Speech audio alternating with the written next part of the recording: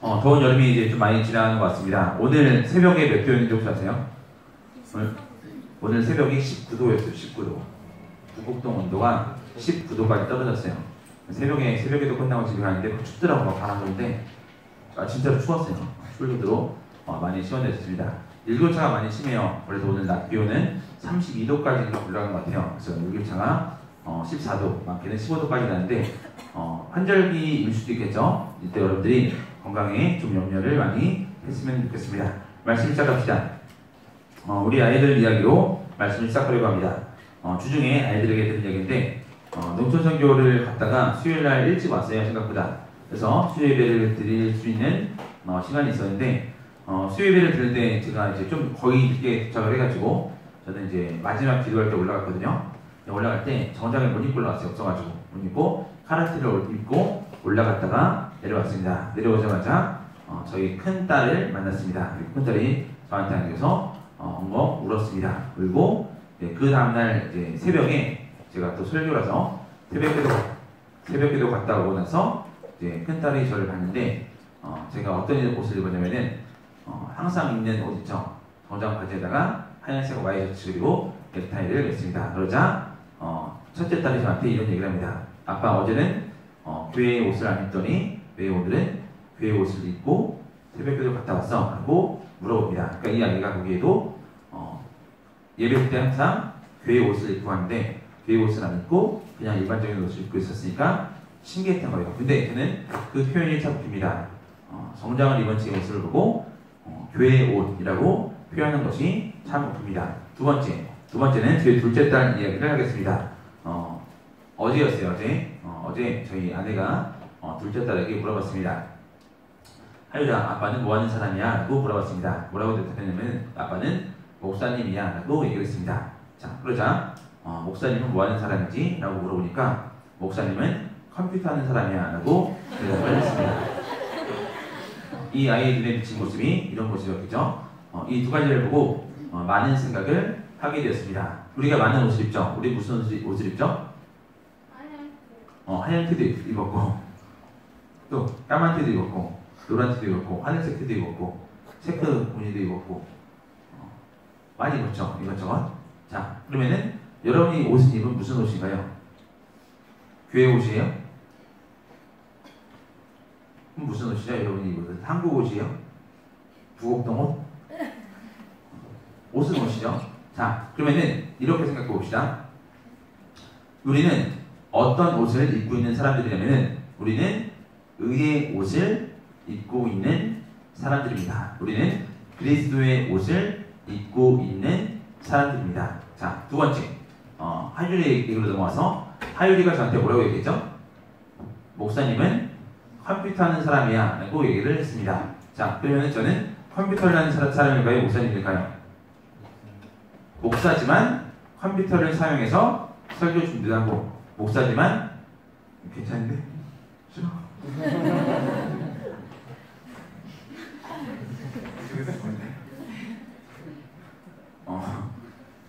어디까지 했죠? 저는 목사지만 컴퓨터를 사용해서 설교 준비하고 목사지만 컴퓨터를 사용해서 연락을 하고 목사지만 컴퓨터를 사용해서 뭘 해요? 교회 행정 일을 하고 있습니다. 그러니까 어떤 의미에서는 컴퓨터 하는 사람이라는 말이 사실 썩 틀린 말은 아닙니다. 그러면은 제가 아니라 종교인 제가 아니라 여러분의 삶 속으로 들어봅시다. 여러분은 무슨 옷을 입고 살아가죠? 교회 옷은 아니죠. 교회 옷은 아니지만 저와 똑같이 예수 그리스도의 옷을 입고 이 세상에서 살아갑니다. 곧 의의 옷을 입고 하얀 옷을 입고 여러분들이 이 세상에서 살아갑니다. 의의 옷은 무슨 옷이죠? 의의 옷은 죄의 때가 묻지 않는 옷을 의의 옷이라고 합니다. 우리는 그리스도 때문에 의를 전가받아서 죄의 때가 묻지 않는 무슨 옷을 받았어요? 의의 옷을 받았습니다. 그 옷을 입고 어디 가요? 천국 잔치에 가는 거예요. 천국 잔치에. 근데 우리가 죄인인지라 우리는 살아가면서 이 의의 옷에 계속해서 뭘 묻혀요? 죄의 때를 묻히면서 살아갑니다. 그렇게 살아가는 이유는 뭐예요? 우리가 의의 옷을 입고 천국에서 사는 게 아니라 우리는 어디서 살아요? 우리는 천국이 아니라 이 땅에서, 이 세상에서 살기 때문에 우리는 죄의 때를 묻히며 살아갈 수밖에 없는 연약한 존재들입니다. 자, 그러면은 저는 목사로 부름을 받았습니다. 그러면은 여러분은 뭘로 부름 받았죠? 여러분들은 하나님 나라의 백성으로 부름을 받았습니다. 하나님 나라의 백성으로 여러분이 사용하는 도구가 뭐예요? 사용하는 도구가 여러분의 직업이에요. 뭐가 있을까요? 학생도 있죠. 직장인도 있고 교사도 있고 그리고 PT 강사도 있고 또 간호사도 있고 여러 가지 직업들이 있습니다. 근데 그 직업이 전부가 아니죠. 그 직업은 뭐예요? 하나님 나라의 백성으로서 하나님 나라의 일을 하는 도구인 거예요. 목사인 저에게 컴퓨터라는 것이 하나님 나라의 일을 하는 도구이듯이 여러분의 직업도 하나님 나라의 일을 하는 도구입니다. 이 두 가지를 오늘 설교에서 꼭 기억했으면 좋겠어요. 여러분들은 의의 옷을 입고 있지만 어디서 살아가요? 세상 가운데서 살아갑니다. 그 세상 가운데서 뭘로 살아가요? 직업이라는 도구를 갖고 하나님의 백성으로 살아갑니다. 이 두 가지를 꼭 기억해야 되는데 오늘 말씀 속에서 이것을 우리가 더 자세하게 알 수가 있습니다. 먼저 오늘 본문 마가복음 9장 2절 말씀 같이 보겠습니다. 마가복음 9장 2절. 자, 읽어볼게요. 시작. 엿새 후에 예수께서 베드로와 야고보와 요한을 데리시고 따로 높은 산에 올라가셨더니 그들 앞에서 변형되사. 자, 6일 후에 예수께서 3명의 제자를 데리고 높은 산에 올라갔습니다. 자, 그 3명의 제자가 누구죠? 3명의 제자는 항상 똑같아요. 누구예요? 베드로, 야고보, 요한. 항상 똑같아요. 이 3명이요. 그리고 나머지 제자는 그냥 거기에 있으라고 하고 어디를 올라갔어요? 높은 산으로 올라갔습니다. 자, 산. 성경에서 산 하면은 뭘 의미한다고 그랬죠? 지난 겨울철에 때 했죠? 산. 이 부분 그대로 했어요. 산. 산이 의미하는 것. 성경에서 산이 의미하는 것 뭐예요? 모세가 하나님 만나러 어디로 갔죠? 시내산으로 갔죠. 예수께서 하나님 말씀을 선포하실 때 마태복음 5장에서 7절까지 어디서 선포했죠? 산에서 선포했습니다. 자, 성경에서 산이 의미하는 것이 뭐냐면은 하나님과 가까이 있는 곳이에요.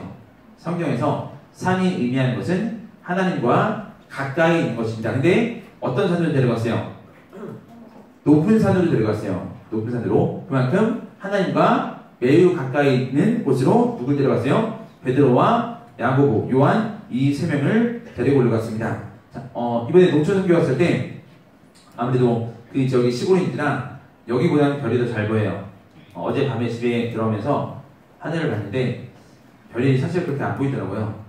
근데 농촌선교 왔을 때 그 순창에서 그 아스팔트 바닥에 누워서 별을 보니까 참 많이 보였죠. 별똥별 본 사람 있어요? 전 처음 봤어요 이때. 별똥별 본 사람. 자, 한 개 본 사람. 2개 본 사람. 저 2개 봤어요, 2개. 자, 별 많이 봤죠? 별을 세본 사람 있어요? 셀 수가 없죠? 근데 그거 아세요? 우리가 눈으로 보는 그 별이 그냥 별 하나가 아니에요. 그쵸? 큰 행성이거나 아니면 뭐예요? 큰 항성이에요. 지구만 할 수도 있고 지구보다 몇백 배, 몇십 배 훨씬 더 클 수도 있죠. 근데 여기서 그 하늘을 보면서 별을 보니까 그 별이 별거 아닌 것처럼 보이죠. 그리고 별똥별은 사실 뭐예요? 별이 멸망하는 거잖아. 별이 소멸되는 거예요. 없어지는 거예요. 우리가 별똥별 보면서 와 박치면서 나 봤어 할 게 아니고 뭐예요? 지구가 우리가 막 그렇게 막 불타서 지금 지금 더워져 막 그랬는데 그거 보고도 그런데 지구가 막 마지막 날에 막 그렇게 해봐. 웃을 일이 아니에요 그게. 너네 집이 막 부서지고 있는데 옆에 있는 사람이 와 멋있다 이렇게 해봐. 그렇게 아니에요. 위대한 존재란 말이에요. 어쨌든 사람이 살진 않지만 생물체가 살진 않지만 어쨌든 하나님이 창조하신 위대한 물질이에요. 근데 우리는 그걸 보고 되게 좋아했죠. 반대로 생각해 봅시다. 높은 산에 올라온 사람 있죠. 수암봉 꼭대기까지 올라가본 사람. 저 올라가 봤어요. 수암산 꼭대기.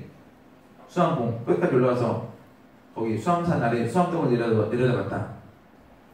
또 높은 산 올라가본 사람. 한라산 정상 올라가본 사람. 다운이 올라가봤죠. 한라산 정상에. 안 올라갔어요? 라벨 안 먹었다 하나? 라벨? 거기 전까지. 아 전까지. 설악산 꼭대기 올라가본 사람. 대천고. 없어요? 우리 수암봉 한번 올라가봅시다. 높은 산에 올라가면 어때요? 높은 빌딩 올라가본 사람. 63빌딩 끝까지 올라가본 사람. 63빌딩 가본 사람. 여의도 가면 사람 여의도에 가면은 1989년도에 우리나라 지금 가장 높은 빌딩인 63빌딩이라는 데가 있어요. 거기 그런데 높은 데 올라가서 아래를 내려다보면 어떨까요? 무섭죠? 제 얼굴이 보여요? 어디서? 너희들 얼굴을 보일까? 집은 제대로 보일까요? 아니요. 조그맣게 보여요. 점으로 보여요. 점. 그러니까 그 존재가 어떻게 보여요? 매우 미약하게 보입니다. 그리고 다른 표현을 하면은 별거 아닌 것처럼 보입니다. 근데 우리는 이 세상을 어떻게 보고 있는 거예요? 이 세상 안에 살고 있기 때문에 이 세상의 것들이 크게 보이는 거예요. 반대로 하나님 나라의 은혜를 경험하고 하나님 나라가 무엇인지 아는 사람들은 이 세상을 바라볼 때 어떤 관점에서 보겠어요? 산에서 보는 관점으로 보는 거예요. 그러니까 이 세상의 것들이 그렇게 중요해 보이지 않아요. 그렇게 위대해 보이지 않습니다. 그런 것들이 마음을 빼앗길 것 같지도 않습니다. 그래서 산이라는 것이 하나님을 가까이 만나는 것이고 하나님을 잘 아는 곳인데 여기에 누굴 데려갔어요? 3명의 제자를 데려갔습니다. 그리고 여기서 예수님께서 변화되었다라고 얘기를 합니다. 우리가 여기서 오해하지 말할 것은 예수님이 갑자기 다른 모습으로 변신한 게 아니에요. 변신이 아니라 뭐예요? 변화예요. 변화. 이 변화는 어떤 변화일까요? 이 변화는 우리가 천국에서 볼 수 있는, 천국에서 우리가 바뀌는 그런 모습이라고 할 수가 있습니다. 정확히 말하면 죄에 대한 모습이 완전히 사라지는, 우리의 연약한 육신이 우리를 얽매이지 못하는 그런 완전한 모습으로 변화되는 거예요. 자, 그리고 그것을 누가 봤어요? 베드로, 야고보, 요한이 본 거예요. 곧 뭘 본 거예요? 천국의 삶을 본 거예요. 천국의 삶. 천국의 삶은 어떨까요? 천국의 삶은 은혜롭겠죠. 천국의 삶에서는 뭐가 없어요? 우리가 잘 아는 찬양 안에 있죠. 미움과 시기와 다툼, 질투 이런 것들이 없죠. 천국의 삶에서는 모두가 친해요. 모두가 서로 아끼고 배려하고 존중하고 사랑합니다. 이거를 어디서 봤어요? 예수님 따라가서 변화산이라는 이 산에서 봤습니다. 자, 천국의 삶을 봤으니까 이 베드로의 마음이 어땠을까요? 매우 기쁘겠죠. 매우 감사한 거예요. 이렇게 생각해 봅시다. 우리 동천교회를 다녀왔는데 사실 좀 많이 힘들었어요. 저도 많이 힘들었고 힘들었던 이유는 날씨가 매우 더웠어요. 날씨가. 그리고 그 방금 이제 소감문을 낸 친구가 4명인데 그 중에 한 친구가 이렇게 적었어요. 시설이 생각보다 괜찮았다고 적었어요. 시설이 생각보다 괜찮았다고 적었습니다. 이 관점이 되게 중요한 거예요.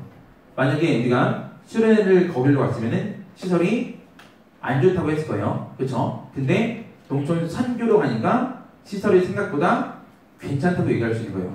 우리가 수련회로 가서 거기서 그렇게 먹고 잤으면은 매우 불편했다고 평가를 할 거죠. 하지만 반대로 우리는 선교를 했기 때문에 그게 별로 문제가 되지 않는 거예요. 더운 날씨에 야외 활동을 한다고 생각해 보세요. 하겠어요? 여러분 수련회 가서 그 땡볕에 34도, 35도 되는데 자 우리 나가서 축구하자 하면 하겠어요? 아니에요. 누가 하겠어요 이거를? 가서 운동회 합시다 하겠어요? 아니에요. 근데 그 땡볕에 나가서 페인트 칠하고 그림 그리고 그리고 전도하고 봉사하고 이걸 하는 거예요. 그 땡볕에. 왜 나갈까요? 천국의 삶을 바라보면서 그 은혜를 누리고 있으니까 하는 겁니다. 그 은혜를 누리고 이 땅에 이 지역에 내 삶의 현장으로 다시 왔죠. 다시 오니까 어때요? 그 환상이 없어지는 거예요. 근데 그 환상이 없어지지만 하늘의 삶을 받기 때문에 천국의 삶을 받기 때문에 우리가 여기서도 우리의 삶의 현장에서도 천국의 삶을 누리면서 살아갈 수가 있습니다. 자, 근데 이거를 보고 베드로가 이렇게 얘기를 합니다. 9장 5절 말씀입니다. 자, 제가 읽을게요. 베드로가 예수께 고하되 랍비여 우리가 여기 있는 것이 좋사오니 우리가 초막셋을 줄 때 하나는 주를 위하여 하나는 모세를 위하여 하나는 엘리야를 위하여 하사이다 하니 베드로가 천국의 모습을 보고 어땠어요? 매우 좋은 거예요. 너무 좋은 거예요.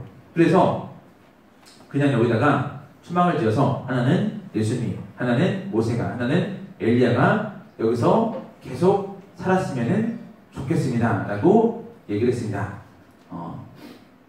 저는 사실 여러분보다 신앙생활을 할 때 훨씬 더 편하게 해요. 왠지 아세요? 저는 삶의 현장에서 도전받거나 삶의 현장에서 박해받거나 삶의 현장에서 유혹받을 일들이 거의 없어요. 거의 없습니다. 근데 저보다는 여러분들이 그런 경우가 훨씬 더 많겠죠. 그래서 가끔 어떤 사람들은 삶이 너무나 힘들기 때문에 삶에서 받는 유혹이 너무나 크기 때문에 도피의 현장으로 교회 일을 하려고 하는 경우가 많습니다. 그게 누구냐면은 베드로예요. 베드로. 천국의 모습은 좋아요. 근데 우리는 천국을 경험하고 있지만 그 천국은 아직 우리에게 완전히 오지 않았습니다. 그리고 완전히 오지 않은 상태에서 우리 주님께서는 우리를 무엇으로 부르셨냐면은 세상의 소금과 세상의 빛으로 부르신 거예요. 그래서 우리는 천국의 삶을 누리면서 동시에 어디서 살아요? 세상 가운데에서 살아갑니다.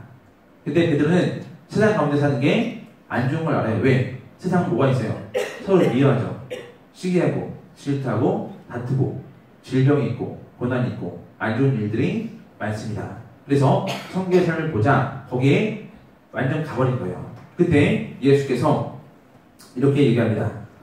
뭐라고 얘기했냐면은 오늘 본문이었고 자 9절에 보니까 이렇게 얘기합니다. 그들이 산에서 내려올 때 예수께서 경고하시되 인자가 죽은 자 가운데서 살아날 때까지는 본 것을 아무에게도 이르지 말라 하시니라고 합니다. 곧 이 일을 아무에게도 알리지 말라고 얘기합니다. 왜? 알릴 때가 아직 안 되었어요. 언제 알릴 수 있는 거예요? 예수께서 죽으시고 부활하신 다음에 이것을 알릴 수가 있는 겁니다. 그러니까 제자들에게 너희가 할 일이 있기 때문에 내가 할 일이 있기 때문에 아직 우리는 온전한 천국을 경험할 수 없다라고 얘기를 하는 겁니다. 우리도 마찬가지죠. 우리도 이 세상을 살아갑니다. 그리고 영원히 살 우리의 본향은 어디요? 천국이죠.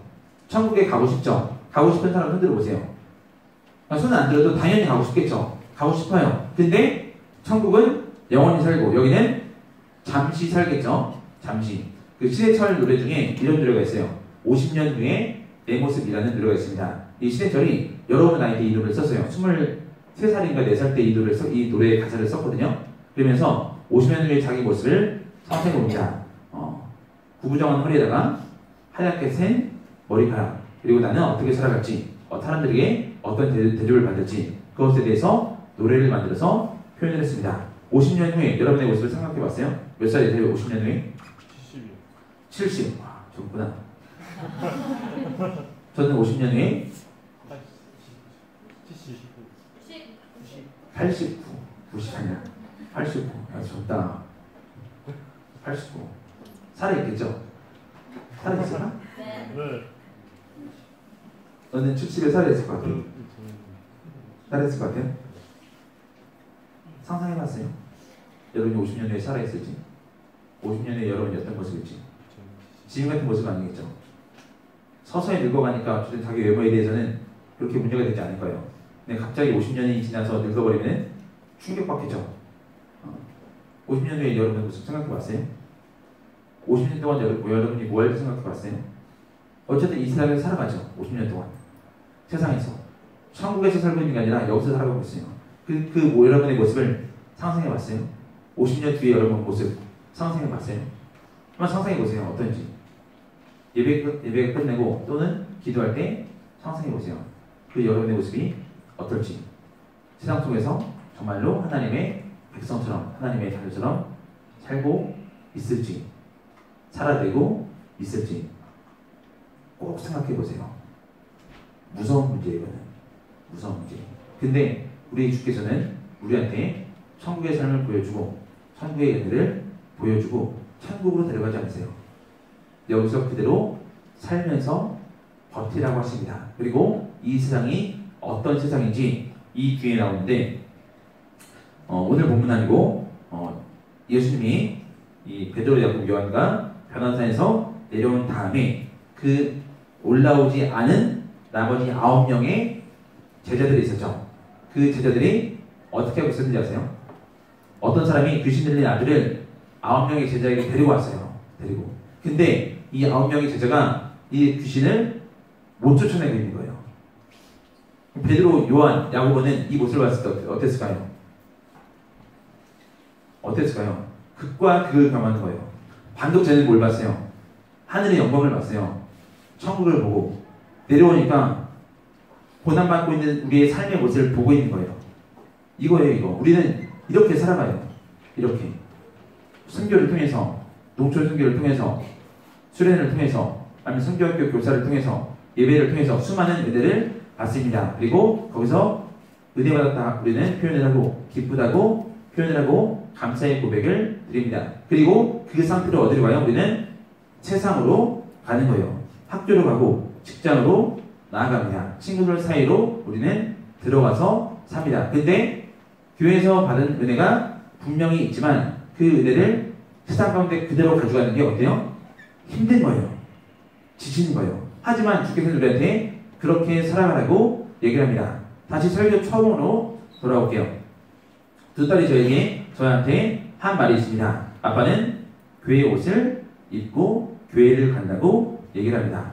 여러분도 하나님 나라의 백성의 의의 옷을 입고 세상 속으로 들어갑니다. 그리고 하나님 나라의 옷을 입었기 때문에 세상에는 여러분들을 싫어해요.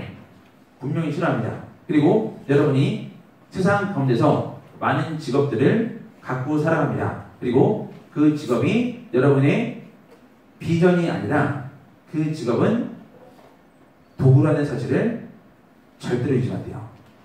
그 직업은 도구예요. 하나님 나라의 백성으로서 하나님 나라의 일을 하는 도구입니다. 천국의 삶과 이 세상의 삶은 극과 극입니다. 우리는 여기를 반복하며 살아가고 있는 거예요. 목욕탕 가서 온탕과 냉탕을 번갈아 가듯이 우리는 그렇게 살아가고 있습니다. 여기서 우리가 지치지 않는 것은 무엇이냐면은 천국의 삶을 지속적으로 경험하는 것이 우리가 여기서 지치지 않는 유일한 방법입니다. 그래서 우리에게 예배가 필요한 거예요. 예배를 통해서 우리가 예수님을 만나고 예수님의 힘을 얻고 예수님의 은혜를 얻을 때 우리가 다시 나아가서 살아가고 승리할 수가 있습니다. 이게 없으면 우리는 절대로 승리하지 못해요. 세상 가운데서 귀신 들린 저 사람을 보고 그 귀신 들린 사람을 쫓아내지 못합니다. 우리가 오히려 죄로 후퇴하고 내가 결국 이거밖에 안 되었냐 스스로 자책을 하고 교회 다녀봤자 별거 없었구나 하고 스스로 나를 자책하는 그런 모습을 보일 수밖에 없습니다. 여러분은 하나님 나라의 백성입니다. 천국을 경험하고 천국이 무엇인지 아는 사람이고 그리고 우리가 살아가고 있는 이 세상이 언젠가는 끝나는 나도 언젠가는 죽어 없어지는 연약한 존재인 것을 압니다. 그래서 여러분이 여기서는 힘들지만 반드시 버텼으면 좋겠어요. 반드시 이겨냈으면 좋겠습니다. 찬송하고 할 건데 믿음과 삶이라는 찬양입니다. 농촌 선교할 때 한번 설명을 드렸는데 믿음과 삶을 살아야 하는 실력이 너무나 다른 내 모습을 본다고 합니다. 내가 알고 있는 것, 내가 믿고 있는 것 그대로 살아야 하는데 나의 삶의 현장에서는 그렇게 살지 못하는 내 모습을 봅니다. 그래서 이 노래를 지은 사람이 생각을 해본 거예요. 이런 내 모습을 주님께서 사랑하실까? 하고 생각을 해봅니다. 사랑할까요? 아니요. 이런 모습을 사랑하지 않습니다. 이렇게 죄 짓는 모습, 이렇게 믿음과 다른 모습을 우리 주님은 사랑하지 않습니다. 근데 누구는 사랑하냐면은 그 사람은 사랑하는 거예요. 여러분은 사랑하는 거예요. 그래서 주께서 어떻게 하냐면은 이 사람이 자신 없게 주 앞에 서 있는데 이런 사람을 사랑해 주시고 단 한 번도 이런 사람을 떠나지 않으셨다고 고백을 합니다. 그리고 이 삶의 괴리감 속에서 아파하고 심지어 믿음이 작아져서 주님을 작게 여긴 그날 주께서 나를 꾸짖지 않으시고 내 손을 붙잡고 있다고 고백을 합니다. 이 믿음의 고백이 여러분 모두의 있기를 간절히 축원합니다. 믿는 대로 살지 못한 사람은 너무나 많아요. 그리고 저도 그렇게 살지 못할 때가 많습니다. 하지만 우리가 믿음대로 우리가 아는 것대로 배운 것대로 살지 못할지라도 그 모습을 우리 주께서 좋아하지 않으시지만 구원받은 하나님께서 택하신 여러분들은 하나님이 사랑하시고 항상 여러분을 기다리시고 항상 여러분을 보호하고 계십니다. 그 천국의 삶에 하나님이 있다는 것을 알고 우리가 그 하나님의 사랑에 힘입어서 다시 여러분의 삶의 현장에서 믿음대로 100% 살지는 못할지라도 어떻게든 믿음대로 살아보려 하는, 말씀대로 살아보려 하는 여러분들 되기를 간절히 축원합니다. 찬양팀 나오시고요. 마지막으로 한 가지만 더 말씀드리도록 하겠습니다.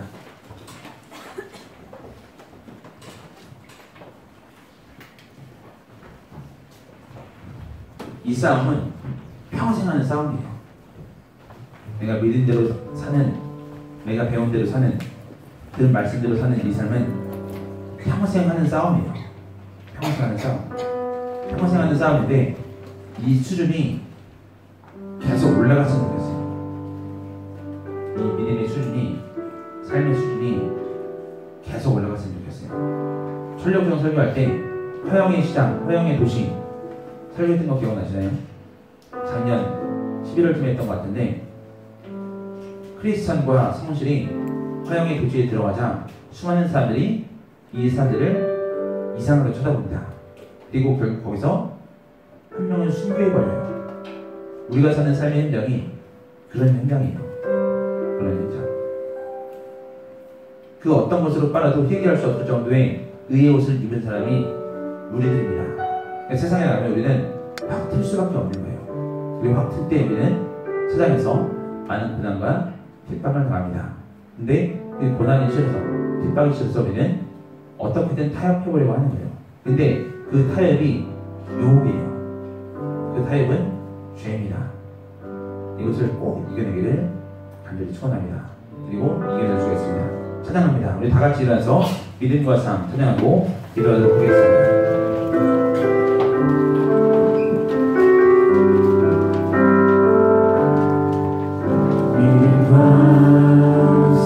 살아내는 실력이 너무나 다른 내 모습을 볼 때에 이 모습도 주만 사랑하실까 사실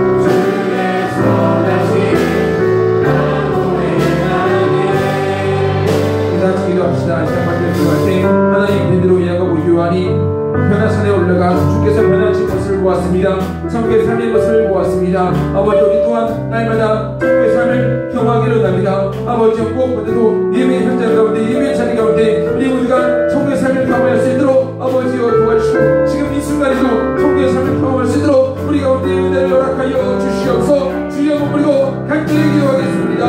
주여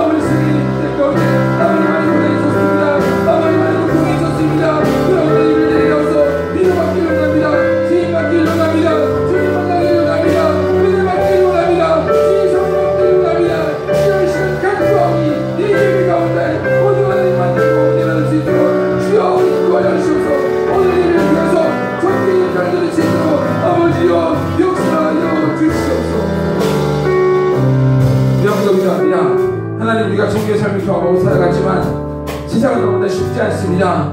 많은 유혹이 있습니다. 많은 고난이 있고 많은 핍박이 있습니다. 아버지 이겨내야지만 이겨내지 못할 때가 너무 많습니다. 아버지 모습 때문에 죄송스러워 더욱더 주님께서 멀어질 때가 많습니다. 아버지여 이런 우리들 불쌍히 여겨주시고 세상 가운데 모두가 승리할 수 있도록 함께하여 주셔서 지속적으로 무너지는 부분들이 있다면 주여 간절히 기도하오니 다시 한번 힘을 더하여 주시옵고 그 모습을 물리칠 수 있도록 우리 가운데 함께하여 주시옵소서. 세상에서 귀신을 쫓아내며 세상에서 빛과 속으로 살아갈 수 있도록 주여 우리 모두를 불쌍히 여겨 주시옵소서.